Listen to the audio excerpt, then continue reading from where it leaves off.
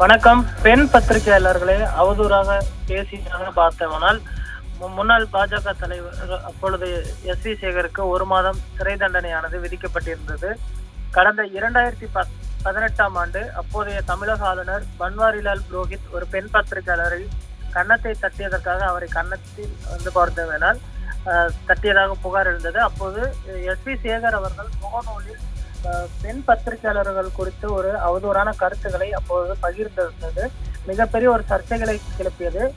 இவர் மீது வழக்கானது பதிவு செய்யப்பட்டது. அந்த வழக்கினை சிறப்பு எம்எல்ஏக்கள் மற்றும் எம்பிக்களை விசாரிக்கக்கூடிய நீதிமன்றமானது விசாரணை நடத்தியது. இதில் அவர் மீதான அந்த புகார்களுக்கு 1 மாதம் சிறை தண்டனையை நீதிபதி அவர்கள் விதித்தார். இதற்கு பின்பு அவர் மீதான தண்டனையை நிறுத்தி வைக்குவதாகவும் மேல்முறையீடு செய்வதென்றால் செய்யலாம் என்றும் தெரிவிக்கப்பட்டிருந்தது. அவர் மேல்முறையீடு செய்தார். அந்த மேல்முறையீட்டு வழக்கில் தற்பொழுது சென்னை உயர்நீதிமன்றம் நீதிபதி வேல்முருகன் அவர்கள் ஒரு முக்கியமான உத்தரவினை பிறப்பித்திருக்கிறார்.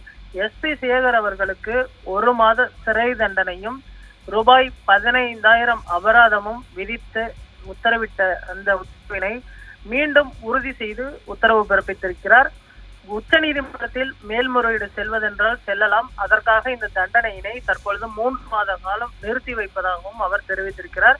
பெண் பத்திரிகையாளர்களுக்கு எதிரான இந்த அவருடைய பதிவு பார்த்தோமேனால் எஸ்.வி. சேகர் அவர்களுக்கு தற்பொழுது 1 மாத சிறை தண்டனையை உறுதி செய்திருக்கிறது.